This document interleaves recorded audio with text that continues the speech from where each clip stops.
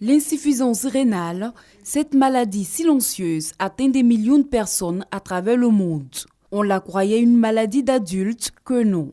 Malheureusement, les enfants aussi en sont victimes.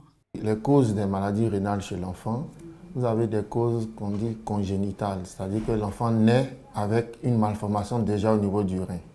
Ensuite, vous avez des causes acquises, c'est-à-dire que c'est des pathologies générales qui vont retentir sur le rein, notamment le paludisme et de plus en plus aussi il y a l'automédication où les médicaments sont pris pas dans les normes. Malgré le grand nombre de malades du rein, les structures de prise en charge se font rares. Pour la Côte d'Ivoire et toute l'Afrique de l'Ouest, un seul centre, l'unité des néphrologies pédiatriques, sise au CHU de Yopougon.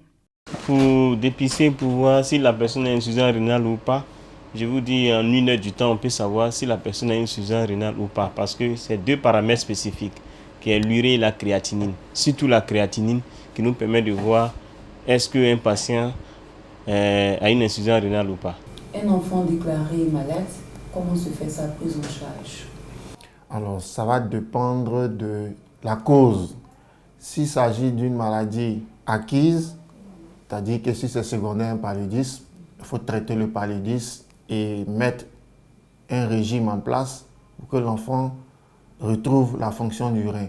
S'il s'agit d'une maladie qui est la plus fréquente chez l'enfant, qu'on appelle le syndrome néphrotique, il y a une prise en charge qui est faite et qui dure, on peut partir minimum 6 mois, mais la pathologie peut être prise en charge jusqu'à 5 ans pour pouvoir avoir une guérison.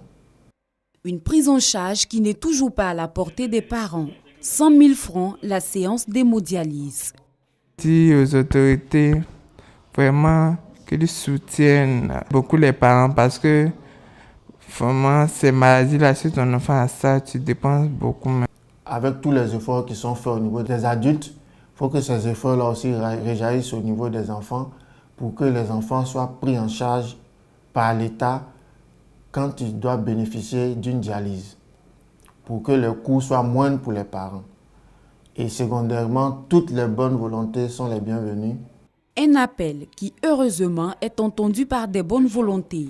Le cas du Chamsi, le club des hommes d'affaires musulmans de Côte d'Ivoire. Spectrophotomètre, urinogramme, automate d'hématologie. L'essentiel y est pour une prise en charge efficiente des petits patients. Mais à l'unité des néphrologies pédiatriques, le coût de la prise en charge reste encore élevé. Une angoisse continuelle pour les parents et pour les malades.